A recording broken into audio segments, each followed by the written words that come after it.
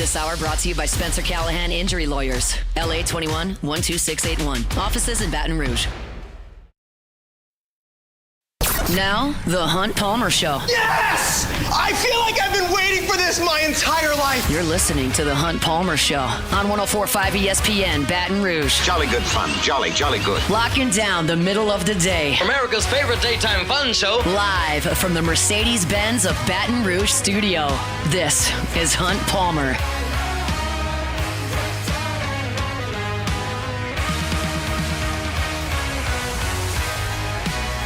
Welcome in. Hunt Palmer coming to you from Mercedes-Benz of Baton Rouge studio downtown in the capital city on this Tuesday. Hope your work week's off to a good start. Appreciate you hanging out with us here on 104.5 ESPN Baton Rouge. Jacob Beck and Cassie Spazzali back there on the ones and twos. Lots to do here on this Tuesday. Glenn West, as always, going to be with us in 30 minutes talking some LSU baseball. We'll talk to Sheree Aishak about the Saints at 2:30. LSU baseball supposed to play tonight. They are not going to play this evening. That game with Grambling is canceled. I'll tell you in the second hour why that's not really the worst thing in the world, but I'm not going to spend a ton of time at the top of the show on that because they're not playing tonight. If you missed that, we're planning on going out to the box tonight. Go ahead and cancel those plans. You can do whatever it is you'd like, but no LSU and Grambling tonight from Alec Box. So let's start things the way we start every single day, of course, with our Genesis opening drive. It's time for Hunt's Opening Drive, presented by Genesis of Baton Rouge. Wilson Alexander does a fantastic job covering the LSU football program for The Advocate. He's their lead beat writer, of course, and he's got a story in The Advocate today that is titled The Inside Story of How LSU Football Signed the #1 transfer portal class in the country.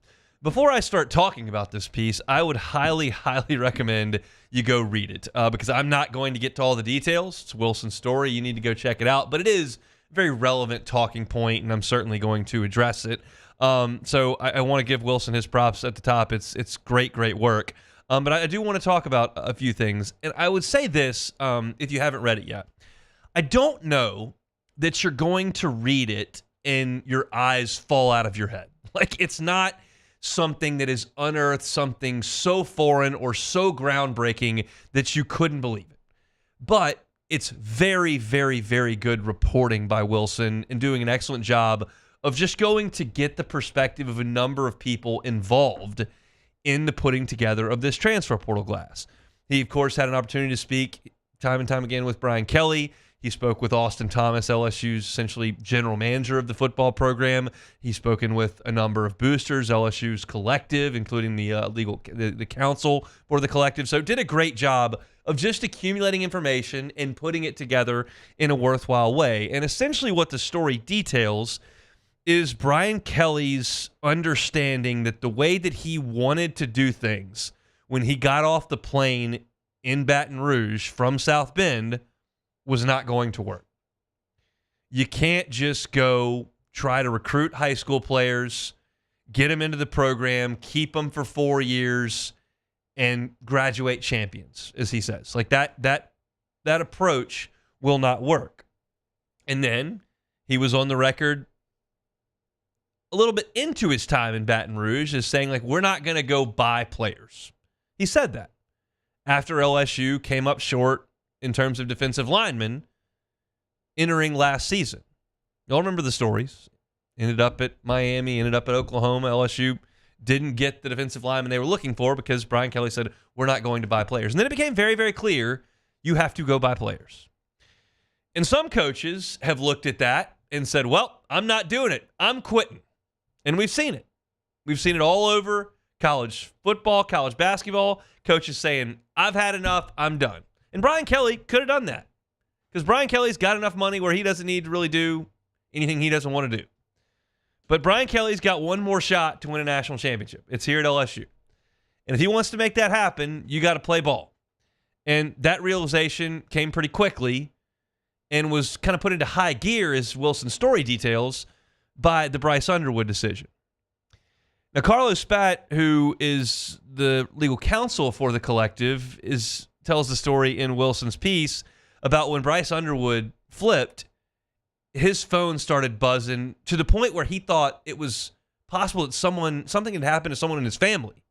But no, that was just everyone reacting to LSU being significantly outbid for what many people would classify as the most impactful player in their recruiting class.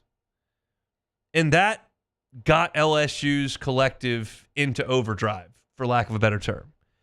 And LSU was able to raise at least $13 million per Wilson's story for Bayou Traditions. For perspective, LSU had spent $11 million on its football roster total over 3 years, including a high water mark this past year of 5.5. Now you're looking at 13. So you've almost tripled your budget for this football team. And to get that done, you've got to become a sales organization, basically, to drive investors. And that's the thing that Wilson drives home so well in this piece, is the tour, for lack of a better term, that Brian Kelly and Austin Thomas went on to various boosters with this plan. And they didn't just come up with the plan out of thin air. Scott Woodward and Austin Thomas flew to Seattle, and they met with the Seahawks and looked at how they handled a salary cap. Okay, this is what we've allotted for left tackles, really offensive tackles. This is what we've allotted for pass rushers. This is what you need to pay a quarterback. This is what you need for running backs. You want to go get a linebacker? This is how we handle our salary cap. And they took that information, came back, they went and saw the Texans. Remember, Austin Thomas spent time at Texas A&M.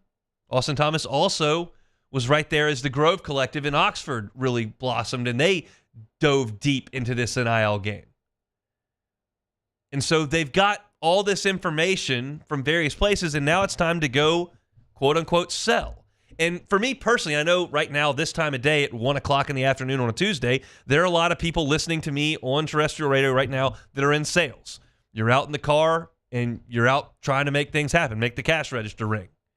And I've been in that position. I've been in insurance, and I've been in radio sales. And like, for me personally, it's just a personal experience anecdote. Like, insurance can be tough to sell. You're not selling anything that someone can touch. But you've got to convince them to part with their money to make it happen. Radio, you can't touch that either. You can hear it, and you don't get to feel it, but you sense the return on the investment is coming. And they have to go and pitch this investment to people who understand that the only return they could possibly get on the investment is enjoyment and winning. They cannot recoup that money in any way. You just have to part with it. And they detail conversations with multiple donors where they decided, yeah, it's something that I'm going to have to do. I'm going to have to cut this check if I want LSU to be relevant in college football.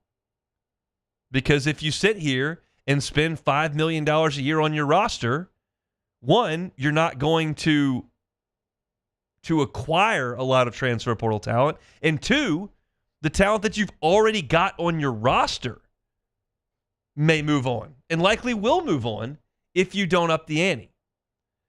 One of the discussions that is detailed in Wilson's story is with Pepper Rutland. He's the founder and president of MMR, national construction firm that's based in Baton Rouge. He played linebacker at LSU, was a team captain, and he's been a donor for years. But Brian Kelly had to visit his office, sit down across from him and say, hey, we appreciate what you've done, but you got to do more or else we won't be able to compete. Like, that's a sobering message to somebody that cares a lot about LSU football. And trust me, there are plenty of rich people in this state who have tickets to LSU football, who enjoy to go to Baton Rouge or to go to Tiger Stadium and see the band come on the field. And, man, I hope we beat Texas A&M. But if we don't, that's all right. Go back to the house and enjoy time with the family and get up and go to work the next day, whatever the case may be. Like, where that ticket is perfectly within their budget and within their desires to buy. Chipping in $1 million, which is what they're asking, 7 figures, so $1 million plus, no chance. But you've got to find the people that are willing to do it. And so that's what Brian Kelly and Austin Thomas had to do. And that goes back to my original point in talking about the plan Brian Kelly had when he got off the plane from South Bend in Baton Rouge. It certainly did not involve touring the state of Louisiana, sitting in the offices of construction companies and oil and gas tycoons and being like, hey, man, going to need a lot more because I got to pay the left tackle. Want to rush the passer? We got to pay this guy. And they're now armed with the information and a system that they've got in place with computer software that shows these successful business people that they're asking for money from, that it shows what they're budgeting for every position. It's not just, well, this 18-year-old strong-arming us for this. This is what we got to have. It's okay. This is what we're willing to do at every position on the field. And this is the money that we have, and this is how we're going to allot it, and this is how we're going to compete. And Austin Thomas has a great quote in this piece from Wilson that says, one of the most important things we have to learn, and we've had to learn, is when to say no. When to say no to the player that's asking for more, because that's not in our budget. We have a plan. We have a system.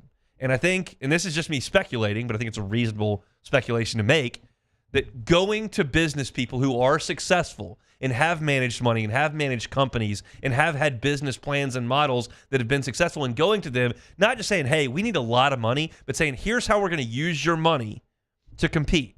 And if you believe the story that's come out from Kirk Bowles over in Austin, that Texas is spending $40 million on its football roster and LSU's at 13, like, nobody's verified that.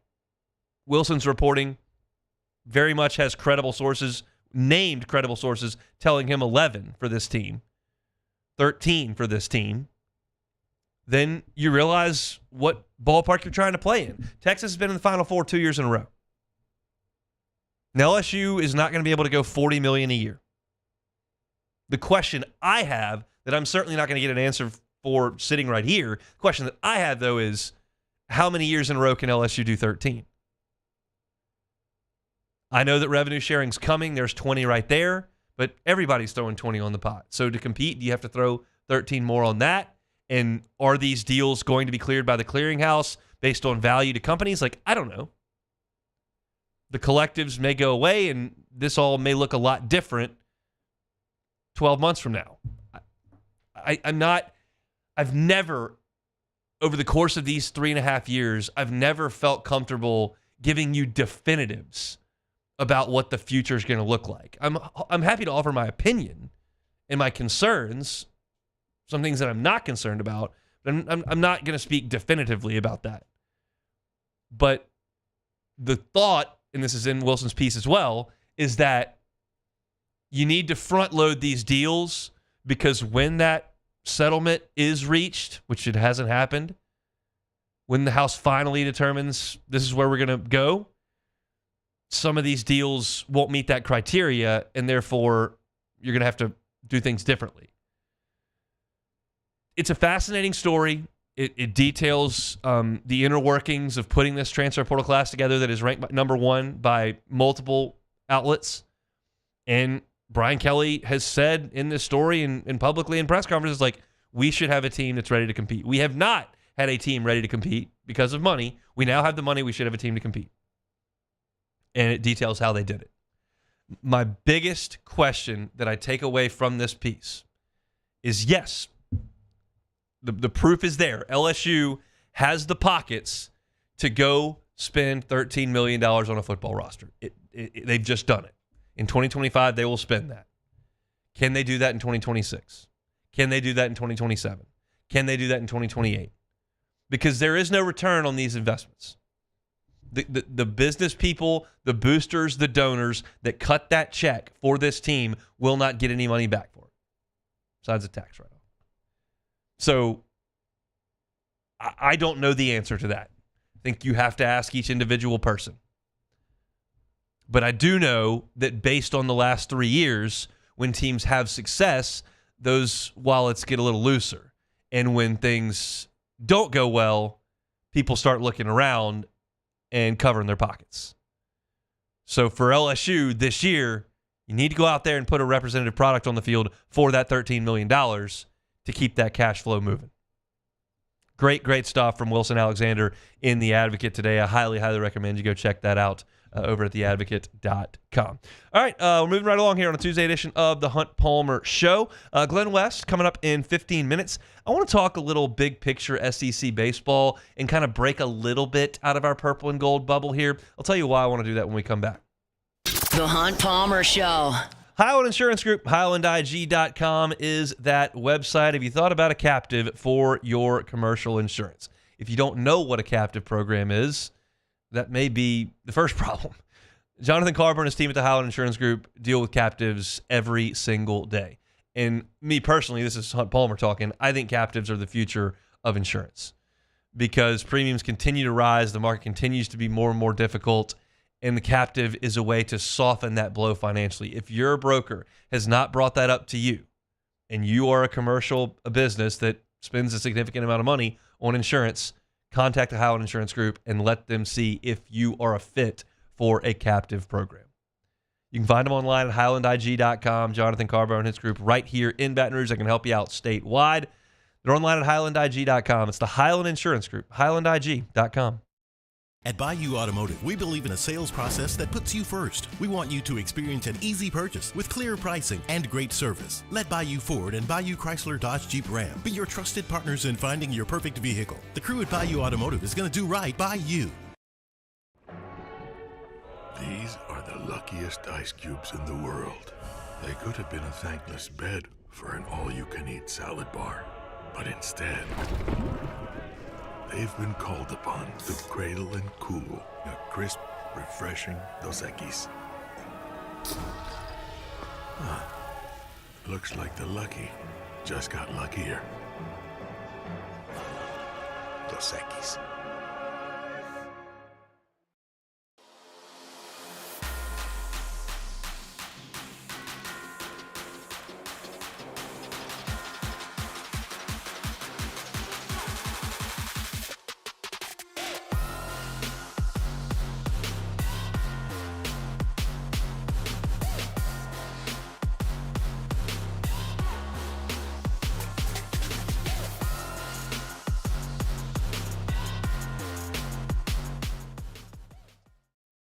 ED, low T, or simply seeking to optimize your health and performance? Goodwood Men's Sexual Wellness offers a range of discreet services to address your specific needs. We empower men to reclaim their health and confidence. Visit yourgoodwood.com.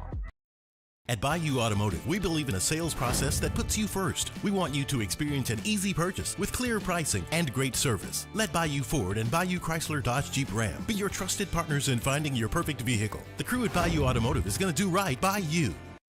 At Luba Workers' Comp, our journey began over 30 years ago with a simple belief. Our clients come first. At Luba, our business has always been focused on people, not policies. Through every success and challenge, we've continued to grow because we've stayed true to our values, committed to providing you with genuine dependability. Because your well-being is more than a priority. It's our purpose.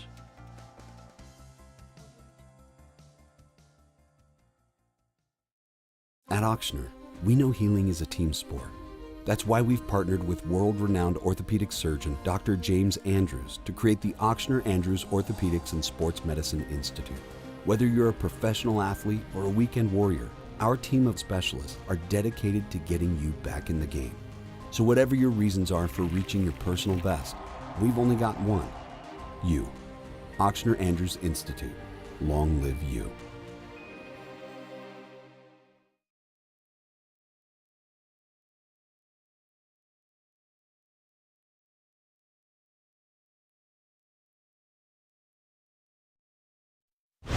You're listening to The Hunt Palmer Show on 104.5 ESPN, Baton Rouge.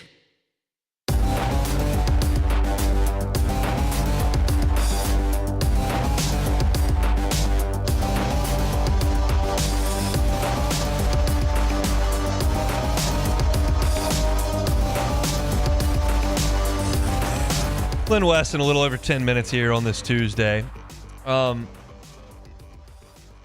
I think that a lot of folks in purple and gold land are a little cranky about LSU's baseball offense, and you have every reason to be that, because for the vast majority of two games against Tennessee, LSU did not hit. for the vast majority of the entire weekend in College Station, LSU did not hit. On a cold, blustery, uncomfortable weekend in Norman, LSU did not hit. At Auburn, LSU really didn't hit. And, that's a big deal. LSU is not playing offense at a championship level. And that's the biggest problem. I retweeted a thing earlier. LSU has 2 pitchers in the top 5 nationally in strikeouts. Cade Anderson and Anthony Ianson are in the top 5 nationally in strikeouts. And you've got this two-headed monster at the front of your rotation. You've got a couple bullpen guys you really trust. You're good defensively. And you've got a lot of guys who, over the course of their college careers, have hit. But they're not doing it right now at a level representative of competing for a championship. They've got to find something. And that is the most important takeaway, obviously, from this past weekend and as you start to look towards the postseason. And I've always said this with LSU baseball since they've let me on a microphone. It is okay for us in Baton Rouge in January, in February, in March to talk about the postseason. It's reasonable for us to do that. The same way it's reasonable for those in Lawrence, Kansas in November and early December to talk about what this team needs to do in March, because you are a championship level program that has every expectation of competing for championships at the highest level at the end of the season. If I start talking about getting to the Final Four with LSU basketball in late November, I'm going to sound like a lunatic, because that's just not the expectation, and it has not been the reality for the majority of my life. They had 1 year where they popped a really good team and made it, and a couple other years that won the SEC. Outside of that, been pretty mediocre. But in baseball, it's okay to talk about regionals, super regionals in Omaha all year, because that's the expectation. That's what you're going to be playing for. So when we start to frame it like that, you understand that they're not hitting at a level that's going to get them to win a national championship. They're just not. But I also want to take ourselves out of that Baton Rouge bubble for a second and just realize that kind of everybody is dealing with a little bit of a soft spot, a little bit of a sore spot, a little bit of an issue in the SEC. And let's be frank, the national champion's probably coming out of the SEC, because it almost always comes out of the SEC. Look at the title series that we've just watched. Last year, you watched Tennessee play Texas A&M. The year before that, LSU played Florida. The year before that, Ole Miss played Oklahoma, who wasn't in the SEC then. They are now. The year before that, Mississippi State played Vanderbilt. That's 100% participation from the SEC. So until proven otherwise, I feel like the SEC's probably got a really good chance to win the national championship. So let's look around at some of those teams. And while you realize that LSU has its own issues, and it's okay not to feel like LSU's clicking on all cylinders, everybody else has got their warts too.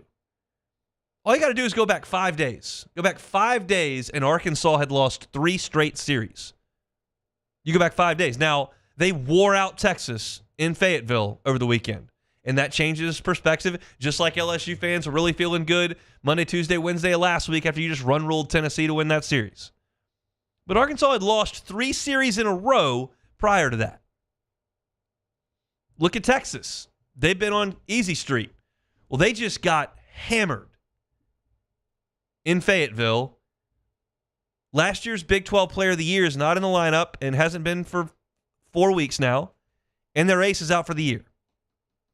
So, 19-5 is 19-5. I'm not here to argue with that. They're a top 8 national seed if they put their bats up until Memorial Day. But that can't make you feel super comfy. Tennessee has lost 3 series in a row now, and they've lost 4 of 5. That's a team that has as much talent as anybody in college baseball. You saw those pitchers. Lost 4 of 5 series. Georgia, top 3 in the RPI. They played well, swept Missouri last weekend. That feels pretty good. But prior to that, they had been swept in their last 2 road series. Swept in their last 2 road series. Vanderbilt had a nice weekend. Their RPI is really good. They're looking at trying to get a top 8. They don't hit with a ton of power, but their arms and their ERA is really good, and they've won a lot of games. They have not won 2 series in a row in league play all year. Not once. Have not won 2 series in a row all year. They've alternated them. You alternate them in regional and super regional play, you go home. So you look around and, like, nobody is immune to this. And I laid out the teams that had played for the national championship. You know that 4 teams from the SEC were in Omaha last year, and they beat the ACC in every game. You know all that. But what we have to do is sometimes take one step. You don't have to do it. I'm going to do it. I'll tell you what I'm going to do. I won't tell you what to do. What I have to do sometimes is take one step back and go, okay, you are playing in a 30-game meat grinder. I mean, an absolutely ridiculous run where you've got to play Tennessee, and then you got to go to College Station, and then you got to play Arkansas. And all the while, you got to go to Auburn, who's played great most of the year. And you got to face Kyson Witherspoon up in Norman, Oklahoma. And it's hard. And the fact of the matter is that none of those teams are coming to your regional. None of them. Not eligible. And you may catch one in a super, but you may not. And the step down from the Southeastern Conference in these 30 games that LSU plays to that regional where you're getting some kind of Grambling State and call the 3 seed, you know, who knows? I mean, maybe Arizona State, they're probably a 2. But this step down, what I'm telling you, is going to be significant from Arkansas or Tennessee or even Texas A&M and the guys that they've got on that roster to the teams that are going to come to your regional. It's just a big step down. Doesn't mean you're going to win the regional. LSU played the best team outside of the SEC last year on the road in the regional last year. They beat them once, they lost to them once, and then they had a lead in the 9th inning of the other game. That was North Carolina, of course, last year. But you don't, to win a national championship, and again, we can have that conversation, you don't have to play awesome baseball all the way from the first day of the regional through Omaha. You've got to do enough. You've got to be good enough. And right now, LSU's not hitting well enough on a game-in, game-out basis. But their pitching's really good. Their talent's really good. And playing in that stadium in the postseason is a massive advantage. You can come at me all day with Stony Brook and Coastal and Houston, and I will listen to you say that, and I will still go, the percentages say they're pretty good in Alec Box in the postseason. So, to me, I just sometimes have to look at this and go, man, this 30-game run is not necessarily representative of what a regional and a super may look like. It may, but it may not. So you just have to do enough in the 30-game gauntlet to set yourself up in an advantageous spot when you get to the regional and into the super. And right now, LSU's on the doorstep of doing that. They haven't gotten there yet. D1 Baseball put out their projected field of 64 today. LSU's the 4 seed nationally. That's a really good spot to be in. You cannot fall on your face against a really good Arkansas team this weekend. You must get 1. If you get 2, you are sitting pretty. And then you go to Columbia and deal with that disaster when you get there. But I think for me, it's important to go, okay, what you see in the regional and super, just like, you know, when the Big 12 was the best league in the country a couple of years ago in basketball, Kansas every single night's playing those teams, and then you get into the NCAA tournament and you play Mount St. Mary's and Washington State in the first 2 rounds, and it's a little bit easier to catch your breath and get into it. LSU's not playing well enough right now to go win the national championship. But they just need to put themselves in position to play it in the right spot and then get to playing better as the postseason wears on.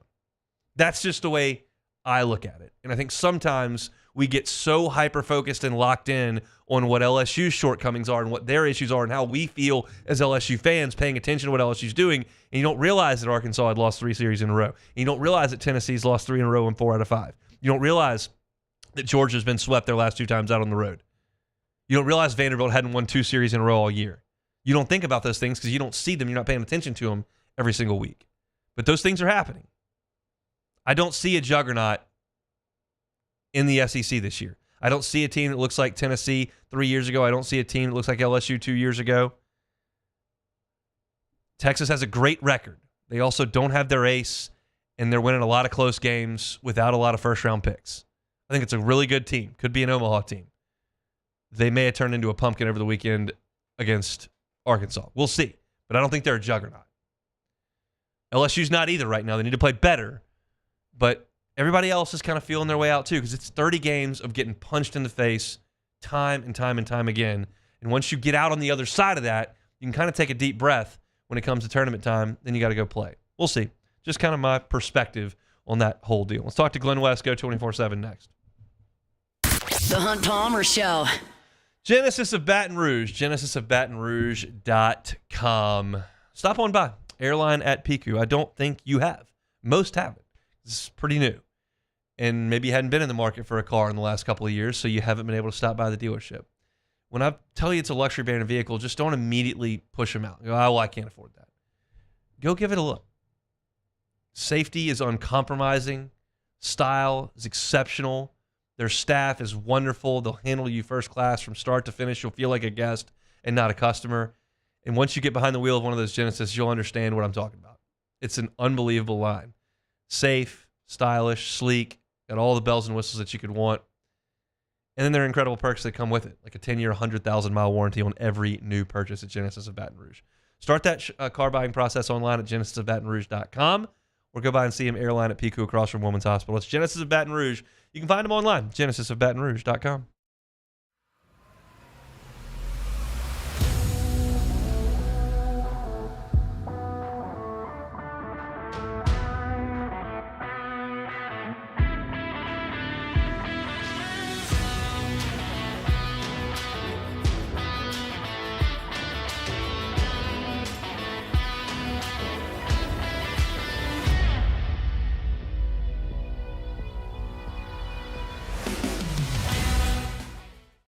Men, age is just a number.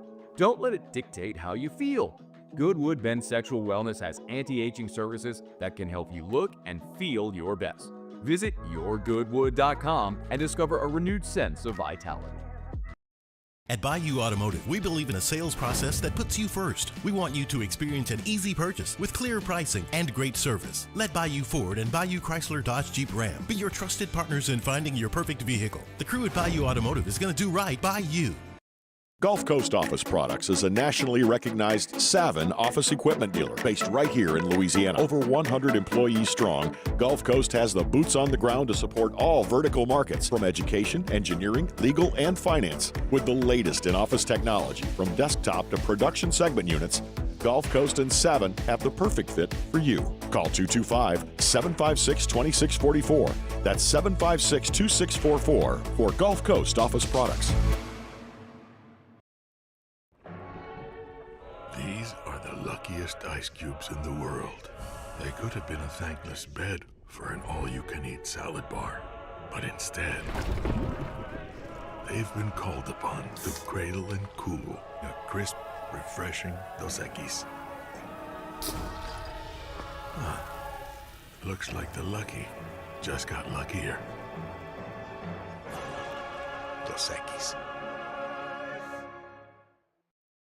Family owned and community driven. Service Chevrolet Cadillac, a legacy you can trust since 1972.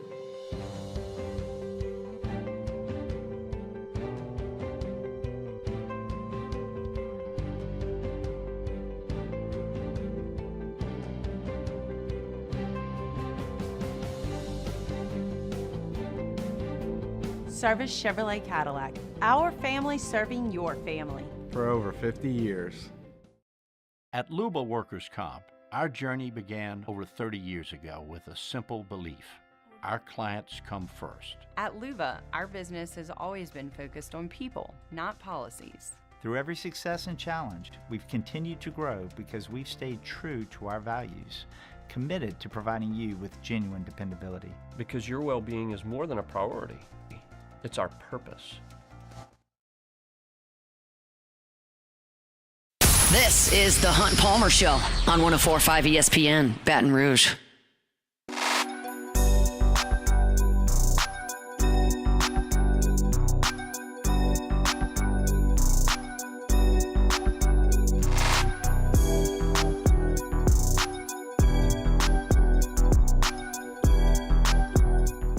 Every single Tuesday, we head out to the Jim's Farms hotline, chat with our guy Glenn West of Go 24/7 Sports. He's a senior writer over there. If you're looking for LSU team coverage, whether it's football, basketball, baseball, Glenn's got you covered there. They also do a great job with recruiting as well. Obviously, recruiting never sleeps. So if you're looking for some recruiting coverage, Sonny Ship and the whole gang over there at Go 24/7 can help you out with that. Glenn is suddenly got a night off as LSU and Grambling will not play this evening at Alex Box Stadium. Weather looks terrible all over the state. Of course, Grambling has to bust down from North Louisiana, so everybody involved said, you know what, probably not the best idea. We'll go ahead and call that one off. So you got big plans now tonight, Glenn? You're going to paint the town red?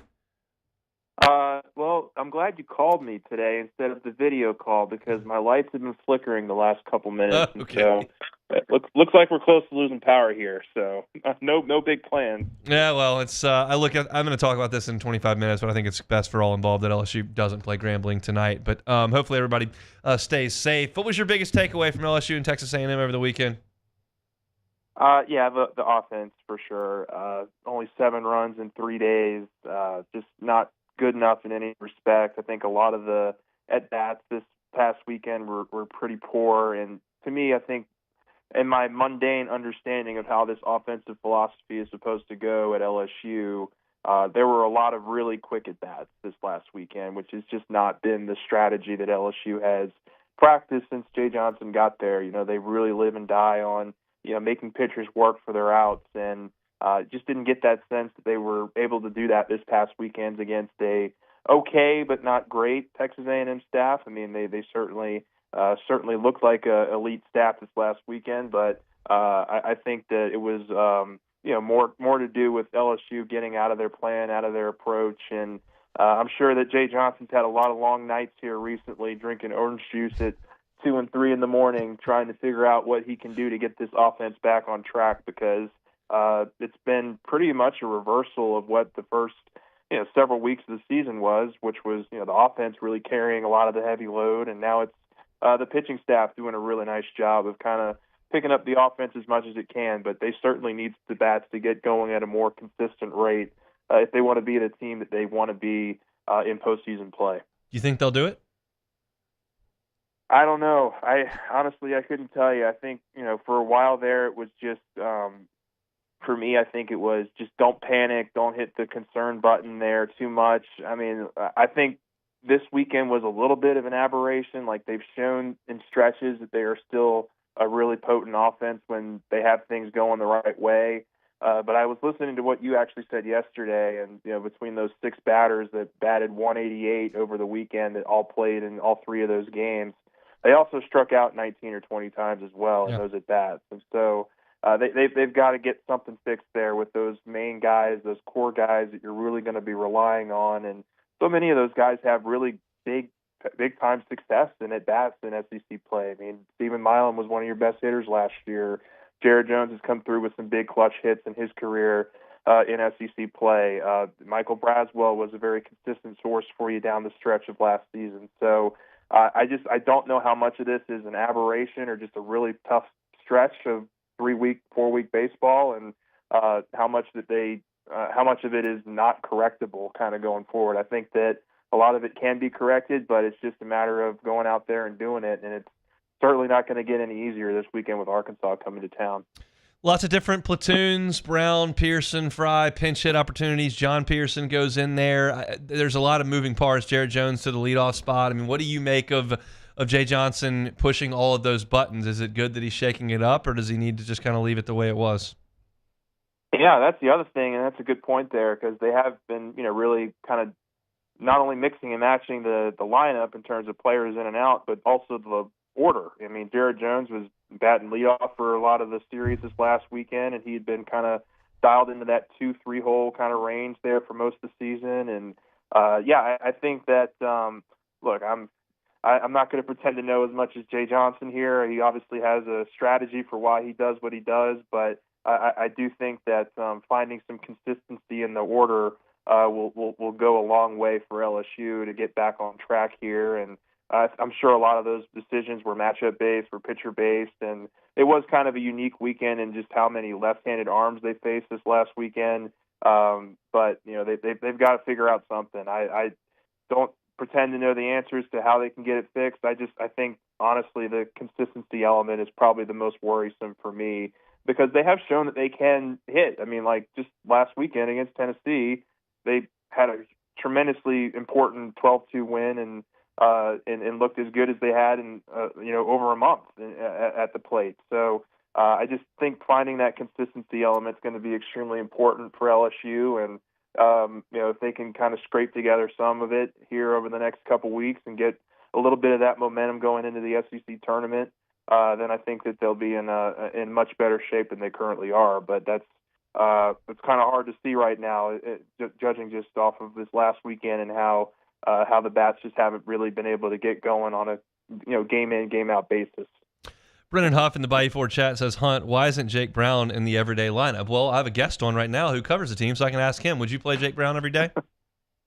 I would, yeah. I mean, I think he's probably one of your top 5 or 6 best players, certainly probably maybe even higher than that. I mean, I think he's a really phenomenal talent, and somebody who, when he's been in the lineup every day, has been kind of a consistent piece for him. But look, I also understand wanting to get Josh Pearson in there. I understand wanting to get Ashton Larson, designated pinch hits as well. I mean, those are guys that came through for you clutch last year, and Pearson for a number of years now has been in that rotation. So, look, I would expect, part of the last weekend strategy was because of how many left-handed arms they were facing, they wanted to go righty heavy, and that's probably why Jake Brown didn't start all 3 games this last weekend. But I would certainly want him in the lineup more days than not, and he has been in the lineup more days than not, but certainly on a more consistent basis. It would make a lot of sense to get him in there, because he's been one of your better SEC hitters this year. If I gave you entering the regional, you could have Jump and Holman or Ianson and Anderson. Who would you take? Ooh, that's a good question.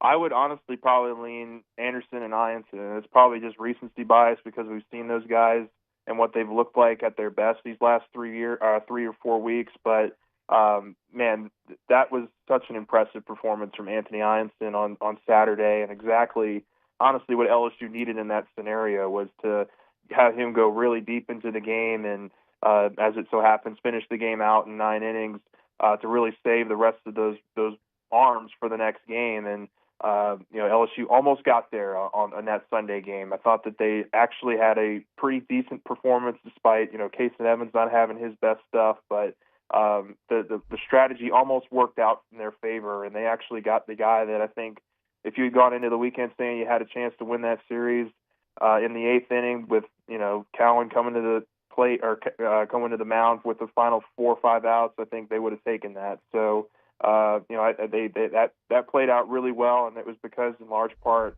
what Ianson was able to do on Saturday, and certainly also what Anderson was able to do on Saturday, and just the dominance that he's consistently shown over the last month, 5 weeks of the season. Those two are an elite 1-2 punch that you desperately want to have come postseason play. And, I think we've seen a little bit more consistency out of the bullpen the last week or two.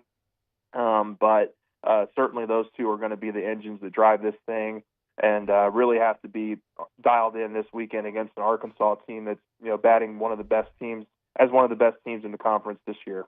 Yeah, I mean, what's realistic for LSU's pitching staff this weekend against an Arkansas lineup that hits with just a ton of power?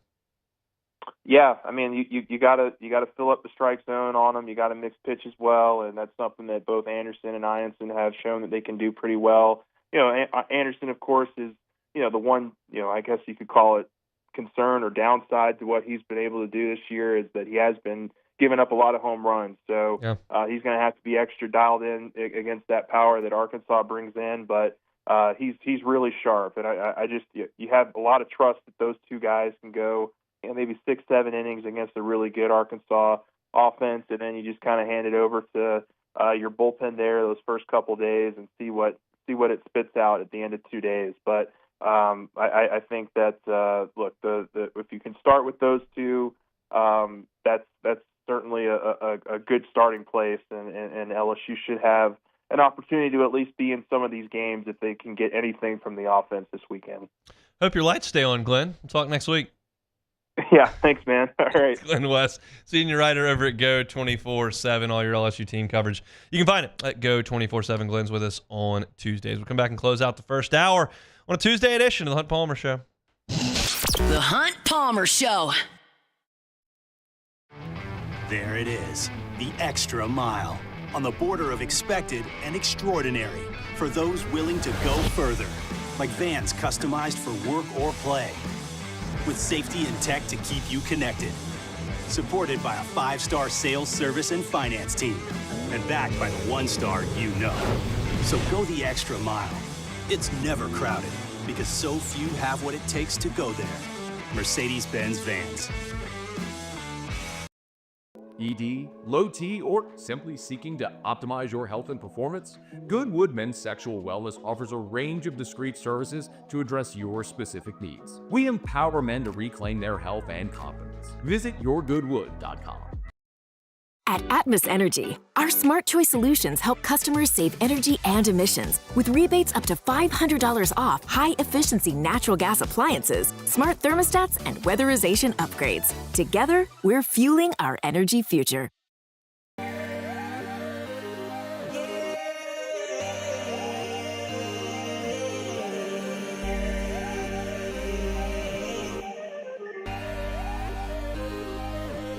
You gotta believe in a dream. Believe. You gotta believe in a dream. Believe. You gotta believe. My whole team on wildin'. Gulf Coast Office Products is a nationally recognized Savin office equipment dealer based right here in Louisiana. Over 100 employees strong, Gulf Coast has the boots on the ground to support all vertical markets, from education, engineering, legal, and finance. With the latest in office technology, from desktop to production segment units, Gulf Coast and Savin have the perfect fit for you. Call 225-756-2644. That's 756-2644 for Gulf Coast Office Products. Family owned and community driven. Service Chevrolet Cadillac, a legacy you can trust since 1972.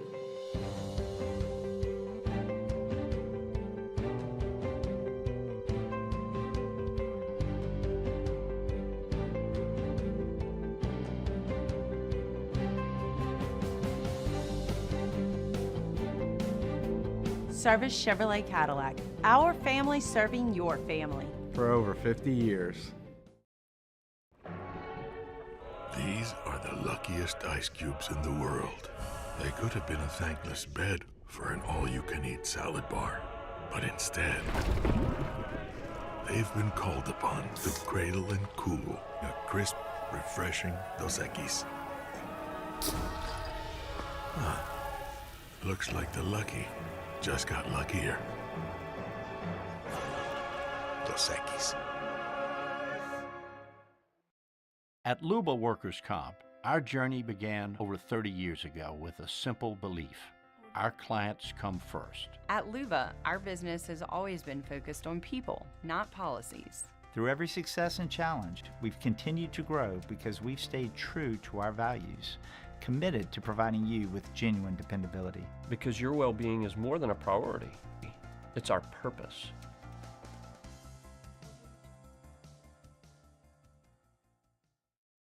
Looking for the ultimate game day experience? Come to the Queen Casino in Baton Rouge. Savor game day platters and snacks, plus drink specials at 1717 Kitchen and Cocktail. So come out for game day and let our team make you the MVP. The Queen Casino, where every moment is a win.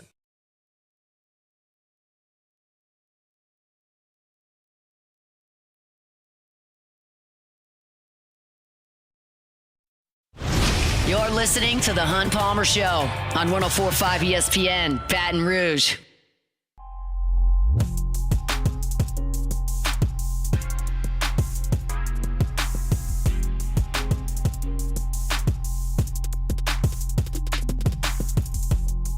Closing up hour number one here. Y'all, I think, well know my thoughts on LSU scheduling huge out-of-conference football games. I don't think an SEC team needs to do that. I think it could potentially be counterproductive to you, and I talked about that with the LSU-Clemson game that's coming up this year, and there are plenty of people that disagree with that. That's okay. It's perfectly okay to disagree. It's just the way I feel about it. I think that you're challenged well enough in your 8 league games, and you have to play one power team outside. I would prefer playing a little Boston College, a little Syracuse, a little Pitt, little Michigan State, as opposed to Clemson and USC. But that's what LSU has done.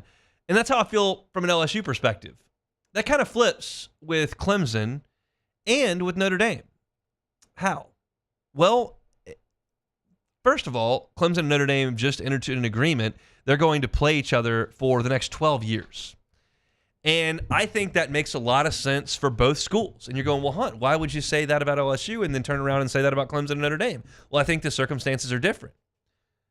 One, Notre Dame is an independent. They need some marquee games on their schedule.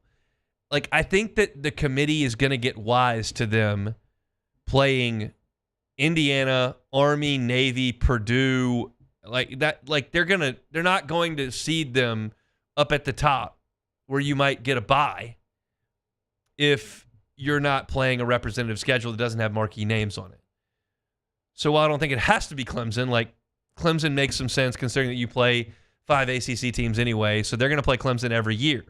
And then you're going, why would Clemson do that? They're already in a conference. Well, they are. They're in a dying conference. And they're in a conference that just determined that they're going to distribute revenue based on television ratings. And I'm just telling you that Clemson Notre Dame in South Bend or in Clemson is going to draw better numbers than Clemson versus Wofford.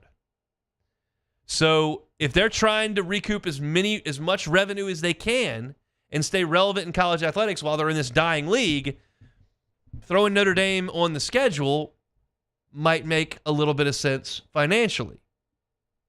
So I think these two teams putting together a 12-year contract makes sense.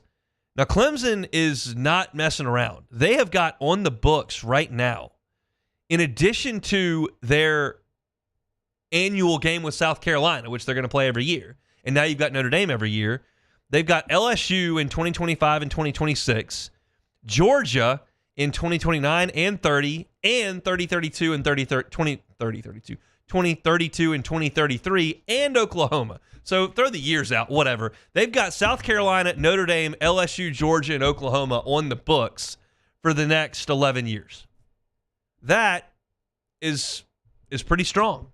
And Clemson's athletic director, Graham Neff, said this locks in a huge rivalry for us with a non-conference opponent. It's going to be strong year in, year out. The association of national brands like Clemson and Notre Dame is great for a great fan experience, strong viewership, and value that is obviously a fundamental component to our scheduling. Okay, that's fine. You've got another AD in the ACC, Michael Alford, saying today in college football, more than ever, it's important for strong brands to play strong brands. That helps our brand as well as all of us within the conference. I would agree that your conference needs help. I don't think Georgia, LSU, Alabama, and Texas need help. I think those brands are plenty strong, and I think when they play Florida and Texas A&M and Ole Miss and Tennessee, that's going to be just fine.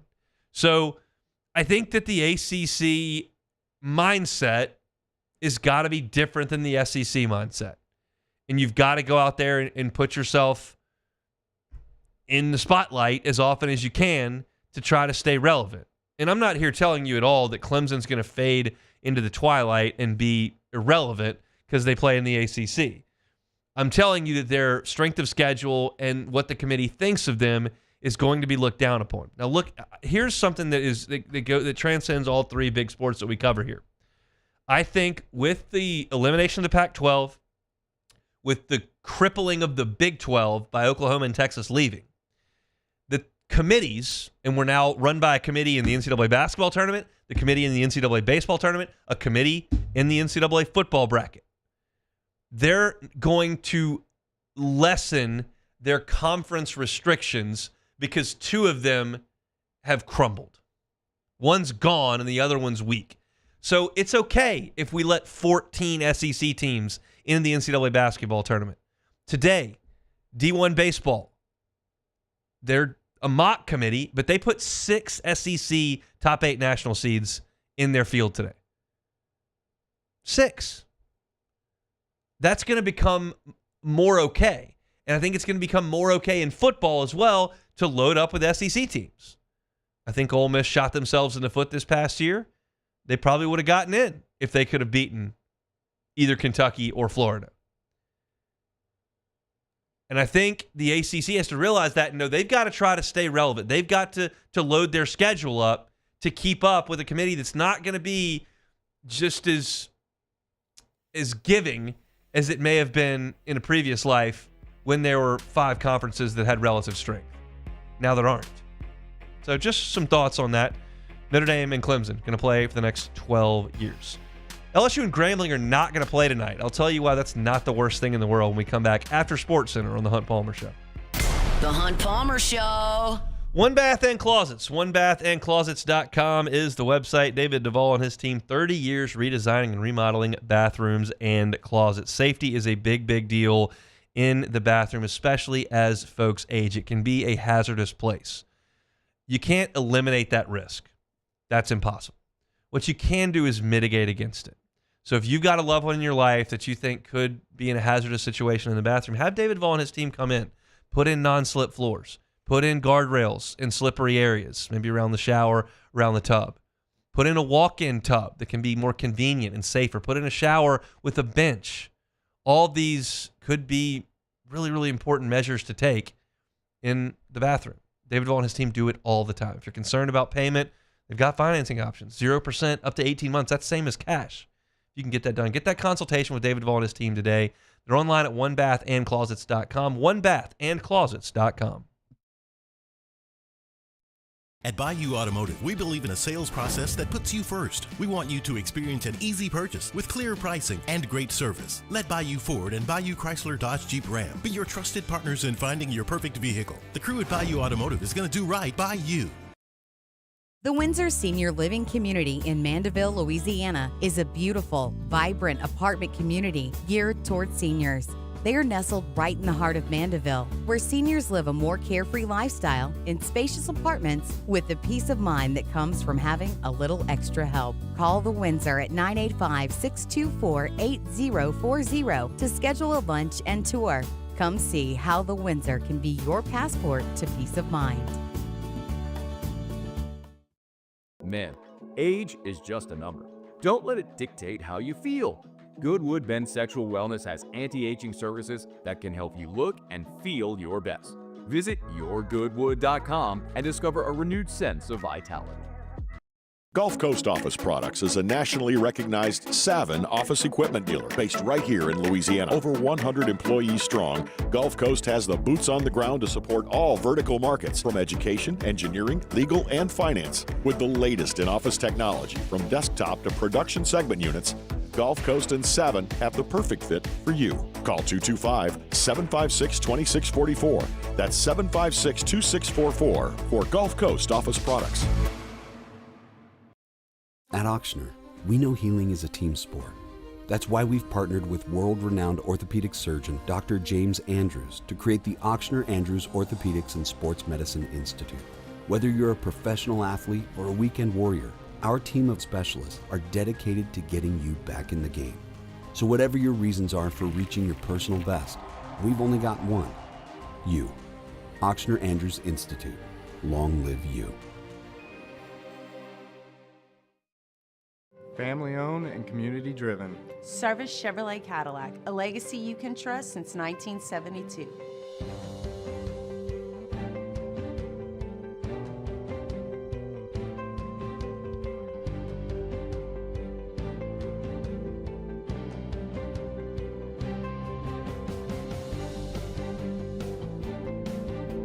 Service Chevrolet Cadillac, our family serving your family. For over 50 years.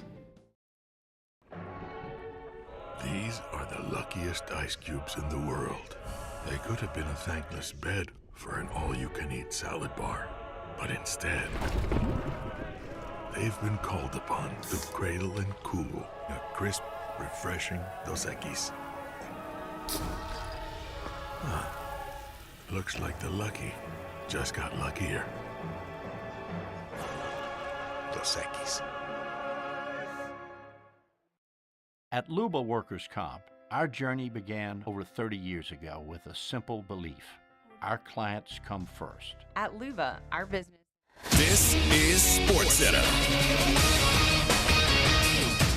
I'm Christine Lisi. As they get ready to host the Pacers in Game 2 of their second-round NBA playoff series tonight, real concern for the Cavaliers about the availability of a couple of key players, according to Coach Kenny Atkinson. Injured power forward Evan Mobley, forward DeAndre Hunter, point guard Darius Garland, all questionable, adding to the worries for a Cavs team down 1-0 for ESPN NBA front office insider Bobby Marks. Indiana's a good team. Indiana will run you off the court. Cleveland's defense has been kind of their bread and butter. I'm concerned because we saw a pattern that we saw last year where it's ISO heavy. If Donovan Mitchell is going to shoot 30 shots, Cleveland's going to lose into the series, and they're going to lose pretty quick here. Bobby Marks on Unsportsmanlike. Oklahoma City Sam Presti named NBA Executive of the Year. Kentucky Derby winner Sovereignty won't run in the Preakness Stakes, ending any chance at a Triple Crown winner for a 7th consecutive year. A month after winning the national championship, Florida's giving basketball coach Todd Golden a 6-year, $40.5 million extension. It runs through the 2030-2031 season. Hey, it's Evan Cohen. Coming up Wednesday, the second round in the NBA playoffs roll on, and we'll continue to react to it all. It's Unsportsmanlike, 6 a.m. Eastern, right here on ESPN Radio, ESPN2, and ESPNU.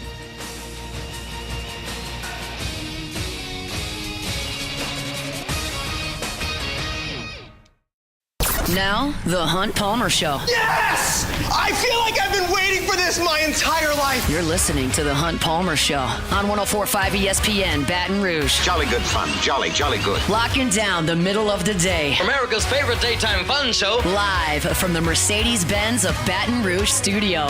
This is Hunt Palmer.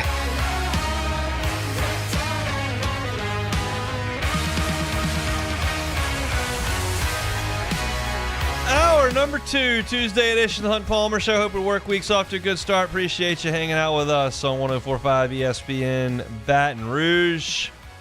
Fast moving first hour. Chatted with Glenn West. Talked a little LSU NIL story from Wilson Alexander.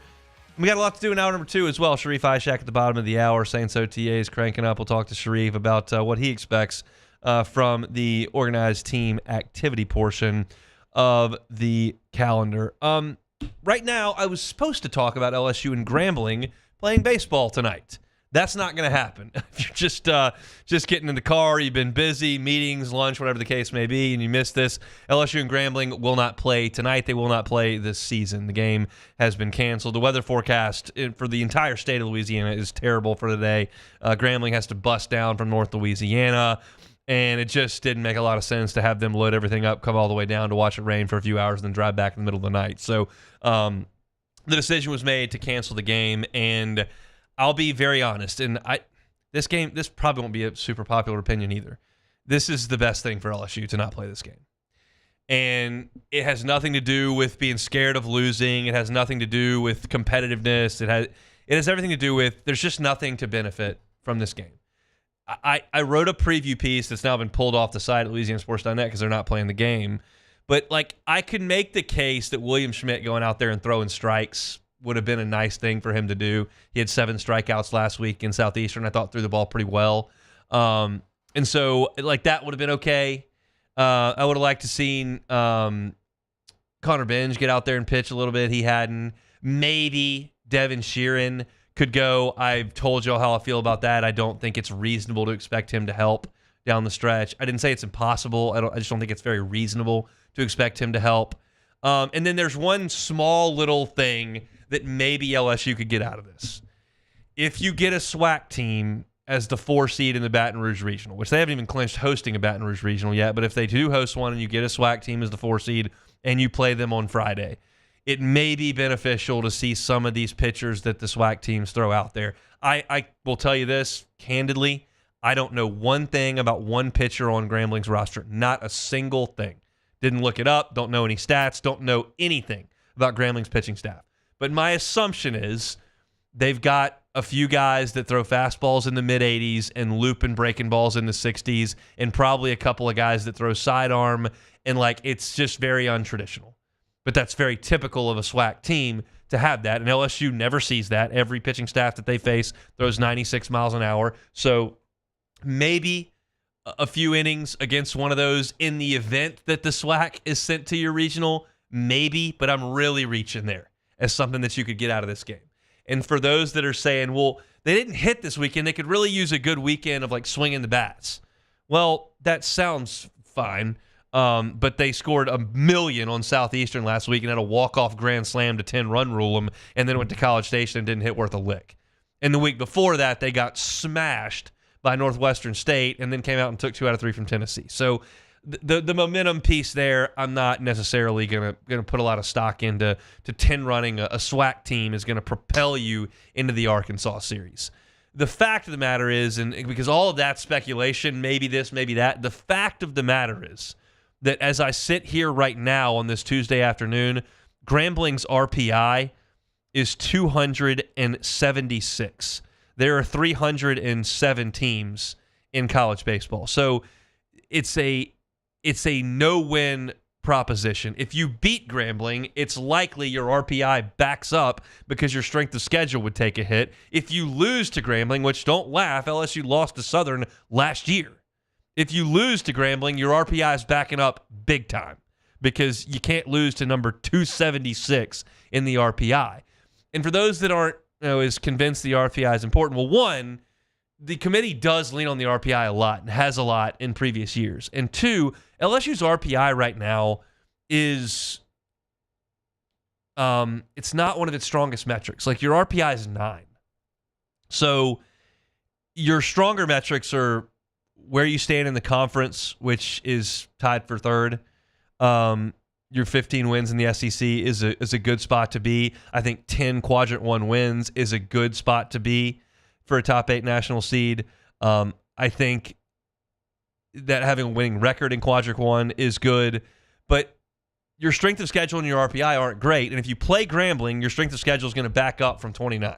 It's going to go backwards if you play Grambling. If you play Grambling, your RPI is going to go backwards from 9. And where do you want your RPI to be? Obviously, you'd like it to be in the top 8. So backing up from 9 doesn't help you. Now, look, 3 games against Arkansas are going to be more impactful to your RPI than 1 game against Grambling. But it's still, we're at the end of the season here. The margins are pretty thin. And one of the things that I'm going to talk about on tomorrow's show when I do LSU's resume is there are 5 SEC teams ahead of LSU in the RPI.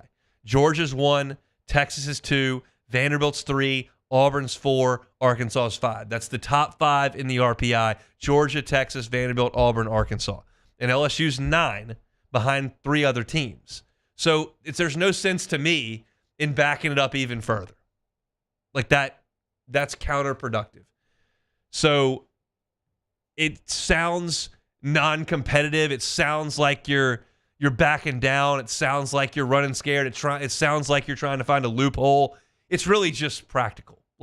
You don't need to play Grambling. And I'll be honest, if I wouldn't schedule Grambling. It can't help. I can see a game against Grambling maybe in late February that you play at 1 o'clock on a Tuesday where you're going to beat them by 1,000 and you can put some backups in the game that you want to try to get some freshmen to get some at bats and get their feet wet, and that's okay in February. We're in May. I don't need to see Grambling at the box. And so when I saw the cancellation today, I went, that makes sense. This is not like Ole Miss the year they won the national championship, canceling a game that had fine weather. That they nipped that in the bud. The NCAA said you need to have a reason to cancel a game. You can't just call the guys, mail them their check, and say, yeah, we're not going to play to protect your RPI. But the forecast stinks for today. And if that's going to be a break you catch on weather after LSU's played till 1 o'clock in the morning 4 times this year because rain just continues to hammer wherever they are and the weather's been bad almost all spring. And for the one day that the weather is bad that you're going to use it to your advantage as far as your NCAA resume goes, I'm okay with it. So canceling a game with number 278 in the RPI is going to be okay with me. We'll do this. We'll go deeper into this tomorrow with LSU's resume, but it's in a pretty good spot right now. It could be better. Strength of schedule's not great. RPI's not perfect. Non-conference strength of schedule's bad. You do have a quad 4 loss, but if you put all the parts together, LSU's resume is in pretty good shape, and that's why the folks over at D1 Baseball, Mark Etheridge, Kendall Rogers, Aaron Fitt, they did their Nerdcast today and put out their latest Field of 64 that has LSU as the 4th national seed currently. So you're okay. I talked about this in the first hour as far as what you're trying to get accomplished in the 56, now 55-game schedule. You're just trying to set yourself up. LSU right now is in a pretty good spot, but as we sit here on Tuesday, I'm already telling you, like, this weekend is daunting and crucial to LSU's postseason resume and therefore to its path to Omaha.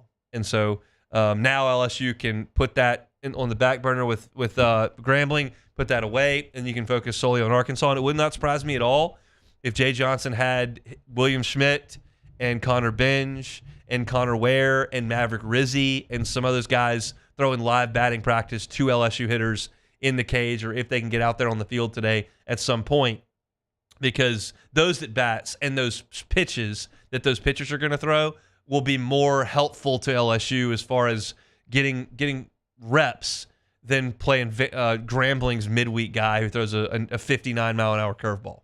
So that LSU will use today to their advantage in some way. They're not going to just sit home and take the day off. They'll go out there and work, and they'll try to get themselves ready to play Arkansas coming up on Friday. But when I saw that cancellation, I was happy about it. I just, as someone selfishly who I tell you this all the time, all I care about is how does it affect LSU? What's this rule? How does it affect LSU? What's this regulation? How does it affect LSU? What's this rain out? How does it affect LSU? I think it's a net positive for the Tigers. So that's where I am on that. LSU and Grambling will not play tonight. It will not be made up as LSU goes to South Carolina for a Thursday series next week. So they'll leave on Wednesday, not going to play a game on Tuesday. So just 6 SEC games left before the conference tournament, and then it'll be postseason time in college baseball. So that's some baseball talk for you here on this Tuesday. We'll step aside. Sheree Aishak in 15 minutes. The Hunt Palmer Show. The Hunt Palmer Show. These are the luckiest ice cubes in the world. They could have been a thankless bed for an all-you-can-eat salad bar. But instead, they've been called upon to cradle and cool a crisp, refreshing Dos Equis. Looks like the lucky just got luckier. Dos Equis. ED, low T, or simply seeking to optimize your health and performance? Goodwood Men's Sexual Wellness offers a range of discreet services to address your specific needs. We empower men to reclaim their health and confidence. Visit yourgoodwood.com. Baton Rouge's home for real rock. It's Eagle 98.1. Foo Fighters. Led Zeppelin. AC/DC. Pearl Jam. And the flagship home for LSU sports. Take us anywhere with the Eagle 98.1 app. Eagle 98.1 is the rock station. Gulf Coast Office Products is a nationally recognized Savin office equipment dealer based right here in Louisiana. Over 100 employees strong, Gulf Coast has the boots on the ground to support all vertical markets from education, engineering, legal, and finance. With the latest in office technology from desktop to production segment units, Gulf Coast and Savin have the perfect fit for you. Call 225-756-2644. That's 756-2644 for Gulf Coast Office Products. At Auctioner, we know healing is a team sport. That's why we've partnered with world-renowned orthopedic surgeon Dr. James Andrews to create the Auctioner Andrews Orthopedics and Sports Medicine Institute. Whether you're a professional athlete or a weekend warrior, our team of specialists are dedicated to getting you back in the game. So whatever your reasons are for reaching your personal best, we've only got one: you. Auctioner Andrews Institute. Long live you. Family owned and community driven. Service Chevrolet Cadillac, a legacy you can trust since 1972.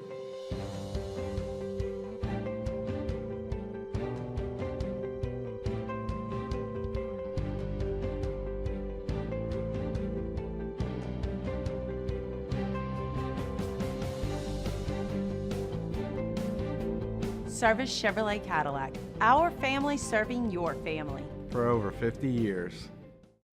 At Luba Workers' Comp, our journey began over 30 years ago with a simple belief. Our clients come first. At Luba, our business has always been focused on people, not policies. Through every success and challenge, we've continued to grow because we've stayed true to our values, committed to providing you with genuine dependability. Because your well-being is more than a priority. It's our purpose.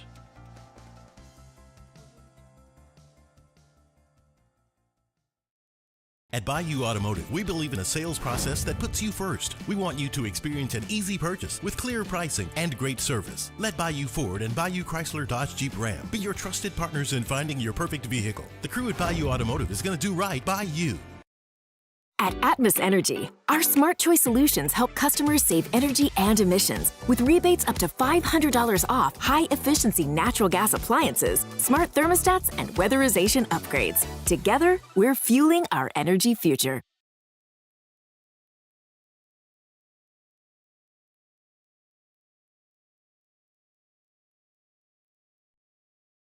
This is the Hunt Palmer Show on 104.5 ESPN, Baton Rouge.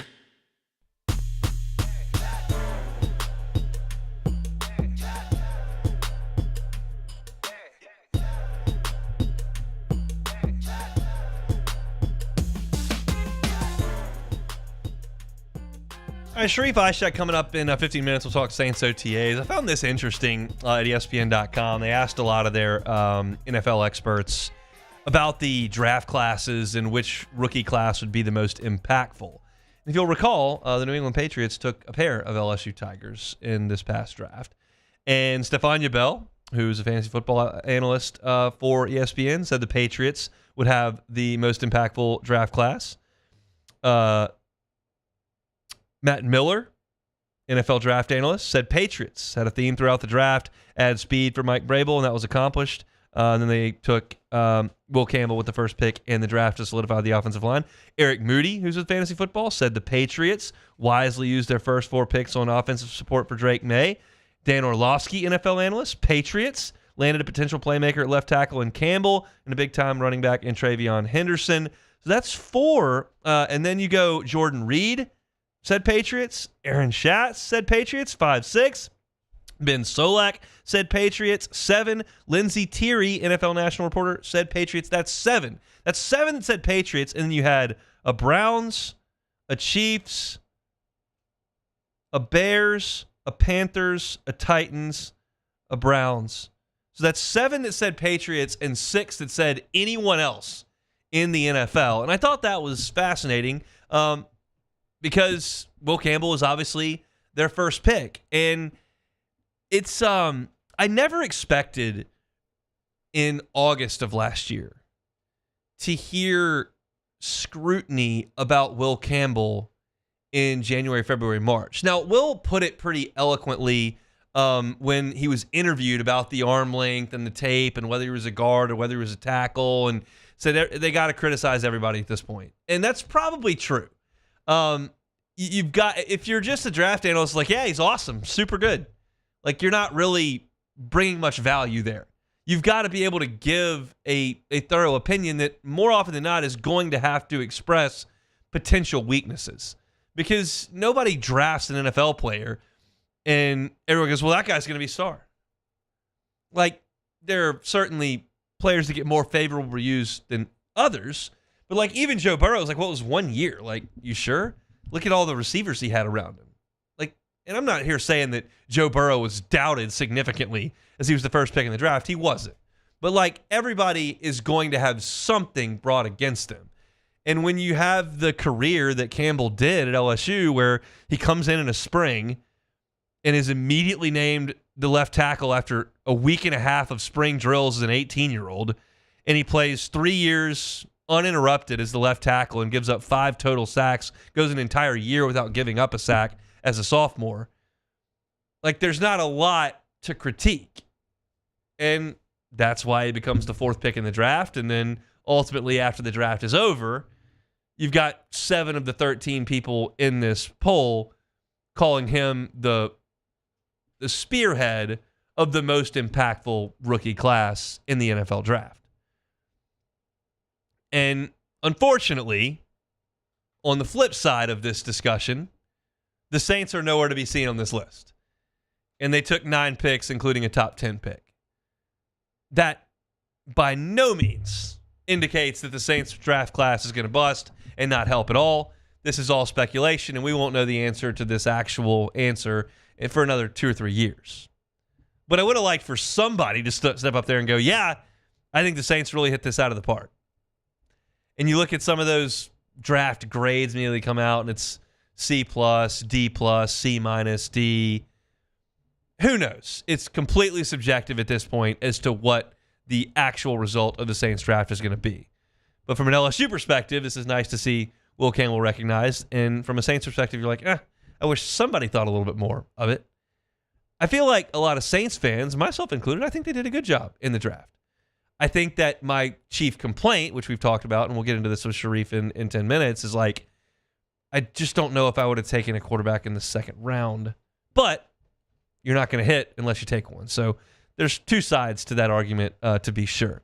One thing I did learn about Will Campbell in this draft process that I was not aware of, and like I feel like I had a pretty good knowledge of Will Campbell, the prospect, Will Campbell, the football player, interviewed him a number of times in midweek interview sessions. He's a pretty visible guy, a lot of NIL deals. Did not know who he was dating, which is not all that relevant until you find out who it is. Jacob Beck, are you aware of who Will Campbell is dating? No. I think this is an interesting little nugget. Will Campbell was joined at the draft by what I believe is kind of a long-term girlfriend who is with him every step of the way here. And forget her first name. It's not that important for this conversation. Last name Nussmeier.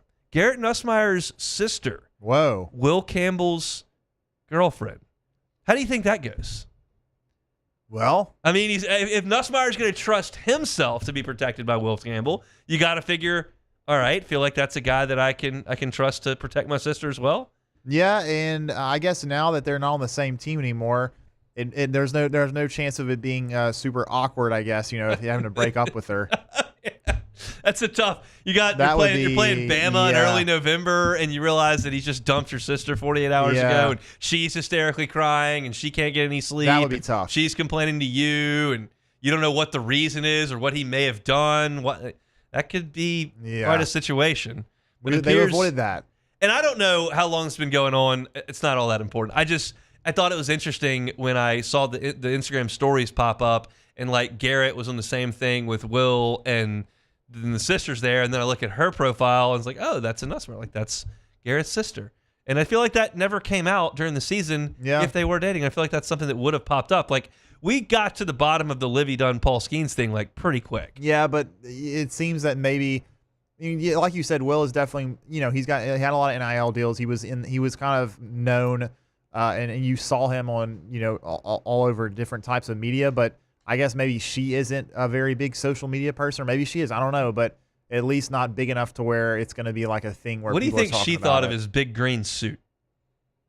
I probably would think that she didn't care. I mean, it's like the biggest day of his life. He's going to be on every national television broadcast there is, and you come out in the big green suit.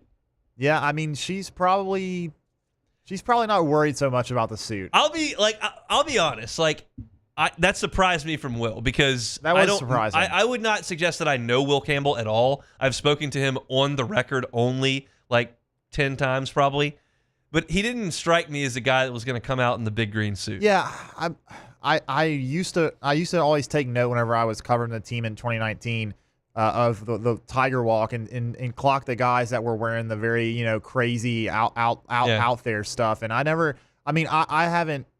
cover the team, but I mean, I don't know if you saw many Tiger Walks, but I don't remember. Never. I remember seeing Twitter videos. People would post videos of it. I didn't see every game, but I don't remember seeing him wearing anything too out there. But I mean, it's the draft, so guys want to stand out.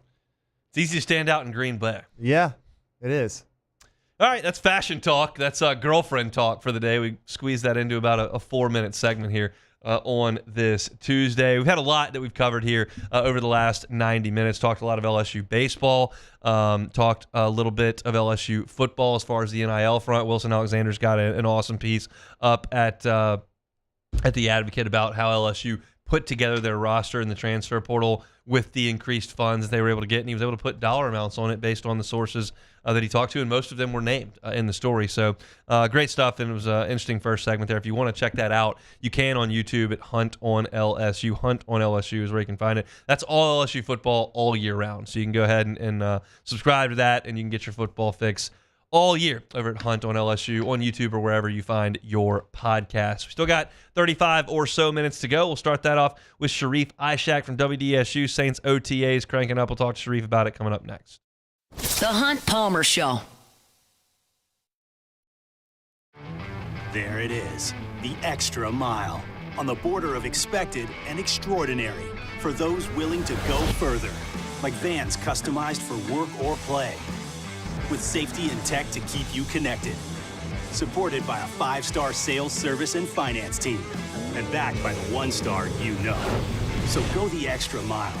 It's never crowded, because so few have what it takes to go there. Mercedes-Benz Vans.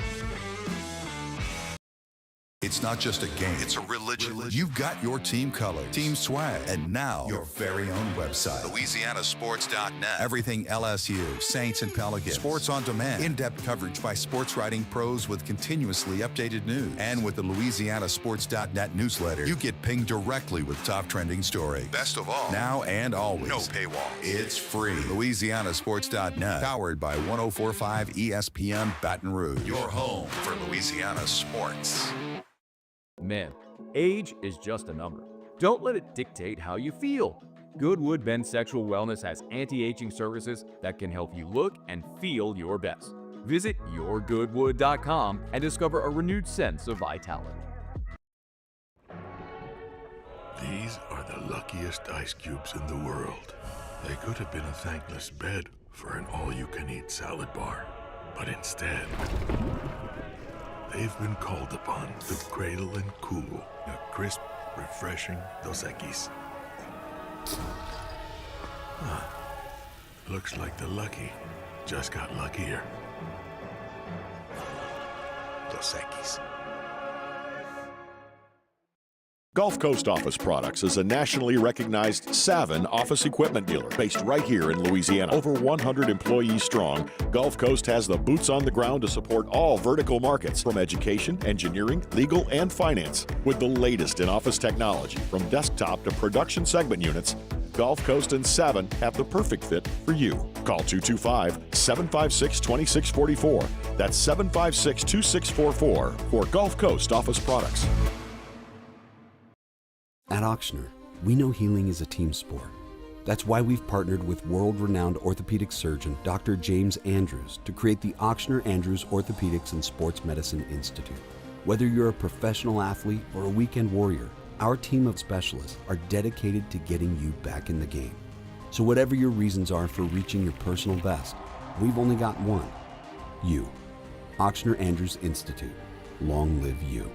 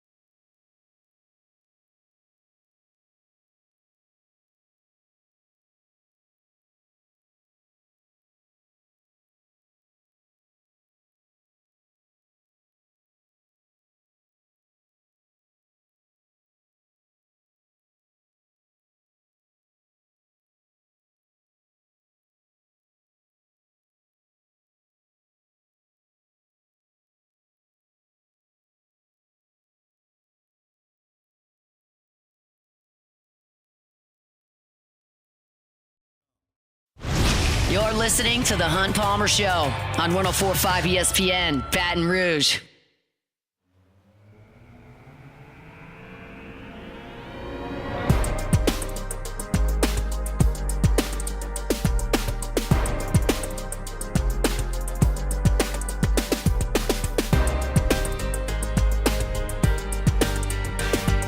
Chugging along here on a Tuesday. Hope y'all are staying safe and dry out there. Not supposed to be very good weather afternoon and evening in Louisiana, but we'll get through it. So hopefully tomorrow brings a little more sunshine. But forecast doesn't look super awesome for the next few days. We'll see how that impacts LSU and Arkansas over the weekend. Sheree Aishak's down in New Orleans. Joins us on Tuesdays on the Jim's Firearms Hotline. Does so now. Sheree, how are you? I'm all right. I'm fine, decent, I guess. I'm glad to hear that. I wouldn't want anything worse for you. Let's talk about OTAs. How big a deal are OTAs? Yeah, I think they're a big deal considering you got an entire new coaching staff, you got a new quarterback, got 9 draft picks, a few extra pieces you got in free agency, and you're coming off a 5-12 season. So yeah, I'd say it's probably one of the more important OTAs in, let's just say, 19 years. Yeah. That's reasonable to say. Look, I noticed I was going back through Ross Jackson's piece over at LouisianaSports.net, and he was talking about how the first couple of days of OTAs were when we saw Taliesin Fuaga, who was a right tackle at Oregon State, actually playing on the left side, and they wanted to get a look at that, and then it ended up being his spot. How closely will you be watching where Kelvin Banks lines up in his first OTAs? Yeah, I think I'm going to be watching closely. I've gone back and forth, Hunt, about where he should play and where each one of them should play. I feel like you should just leave Telly at left tackle and move Banks to right tackle. I feel like that he's already comfortable at left tackle. I don't know. I know he hasn't played right tackle Kelvin Banks since like his sophomore year of high school. But then you're just I don't know, man. It's a tough decision. I think that Fuaga's is good at either position. And I just think that since he has a year under his belt in the NFL game and he knows the speed of the game, I think I want to much rather leave my blind side, my quarterback being protected from the blind side with a guy who's been there, done that for at least one season. And if Kelvin struggles at right tackle, maybe you think about the switch next year, but I just don't think he's going to struggle at right tackle. So that is one area I'll be watching outside of the quarterback, of course. That's the most obvious one, but yeah, that's an important one though. Well, let's get to quarterback here in a second, but to that point, to kind of round that out, who do you think is going to be the left guard? Whew. Man, that's the $1 million question. Me and James Hurst were talking about it yesterday. What should they do with Trevor Penning? And he might be the odd man out. Honestly, if they can't transition him inside, which they should try to. He did well by, kicking him around last year, but I know they signed Dalton. I don't want to say his name right way. Dalton Resner, whatever. But he's probably going to have the chance at that left guard position this year. So I would think it's between Dalton and then Trevor. So yeah, that's the second most important question along that offensive line. Is Trevor moving or is Trevor the odd man out? So. I don't know. He played all right at right tackle last year. Can he make that transition is going to be the next question. I think that's going to be a fun battle. And I know fans aren't going to like to hear a fun battle when it comes to their offensive line, but it's good to have a little competition. So Trevor versus Dalton is going to be a good one. It's interesting because, you can make decisions that impact the 2025 Saints, but you also, I think, have to have an eye on the future. And whether or not Trevor Penning is even going to be a part of that, which they're not going to pick up his option. Maybe you find Gold at left guard. It's unlikely that he's some sort of franchise right tackle based on what we've seen. So do you want to give that a look at Penning at guard? Do you want him to just be the swing guy and use the guy and put him on the bench? I don't know how much of that is impacted by the 2025 Saints and how much of it is looking to the future where Penning is probably not part of the equation. Look, they're going to have to figure it out. Yes, they didn't pick up his player option for the fifth season, but they've got to figure it out. Plain and simple, they've got to figure out what in the world they're going to do at that position because, the offensive line is going to be important for the quarterback, who I think is going to be Tyler Shuck, it just can't be bad, man. I mean, it can't be bad. Like, this offensive line has to hold the quarterback up. Whether it's, I said Dolphins, Dylan Randunz or Trevor Penning, one of those two guys has to take command of the guard position. Okay. They signed him, and, they find him as a big, valuable piece. They sign him. They like him a lot. He has experience. Now, is he going to be able to beat out Trevor Penning? I mean, history would tell you that, like, Trevor has done well whenever, like, you asked him to move a position. He did well. I mean, he did all right. He took him away from where he was, but he had issues at left and moved him to right, and he was fine. He was a little bit more than serviceable. He had penalty issues toward the end of the season, but, like, at least he was available and played pretty tough for the team for most of the season, just like Taliepe. But one of those guys, Dylan or Trevor, is going to have to take command of that left guard position, and whoever doesn't get it, man, like, they need that, the extra guys or two, because in world class, you got a lot of guys on here who have experience they need desperately to keep the quarterback upright. If you don't have the quarterback upright, you have no chance in the world to do anything serviceable on this team on offense next year. I've never been to NFL OTAs, so I'll have to lean on you for this, but how much are you going to be able to see of Tyler Shook, and what will you be able to see him do? Is there anything you can glean from his performance? I realize that, like, as far as alignment goes, you can learn some things about Calvin Bank. Shook, what are you going to see? I mean, Tyler Shook, I mean, you get to see from pretty much most of the practice. I mean, there's no hiding it. It's just like what we could shoot and not shoot. But yeah, I mean, we get to watch a lot of it. I mean, to me, it's simple. I mean, OTAs, they don't show much anyway. Right. It is about as vanilla as it gets during OTAs. I just want to see if he has a little connection with the receivers. I just want to see what it looks like in 7-on-7 when he gets into those situations and he has the blitzers coming at him, how quickly he releases the ball, if he throws the ball away, makes any bad decisions. It's as simple as that. And I want to see his arm. I want to see how he can get the ball down the field. He has a nice arm talent. But to me, at first, the biggest thing to me is his decision-making. I'd love to see his decision-making and how it develops throughout OTAs, mandatory minicamp, and in training camp. As far as the wide receiver spot goes, I did a segment yesterday just talking about how they just have a ton of 6-foot, 190-pound wide receivers that are fast. Like, there's not a lot of diversity in that receiving core. How big a problem is that, if it is one, and can they address it? Yeah, it is a big problem. You can't have just. I mean, it's good to have speedsters, and you have Rashid, you have Chris, you have Brandon Cooks, but 6 foot, and 5'10" just isn't going to get it done for your quarterback. You've got to go out there and find that big possession receiver. I know maybe they don't want to use that money. They want to save the cap. Can't believe I'm saying that. Work on the cap for next year, next offseason. But, maybe that Juwan Johnson, I know he plays tight end, maybe they think that he's going to be that possession receiver. It's just, they never really addressed it. And I'm a little shocked by how they didn't address it. But maybe I told you, maybe they go out there and try to chase down a Keenan Allen or some other veteran receiver. But you have to convince them. You have to convince some of these veteran receivers during training camp to come to New Orleans, a team that's, struggling, coming off a 5-12 season, a new staff, new quarterback. Guy might be in the twilight years. Does he want to come to New Orleans?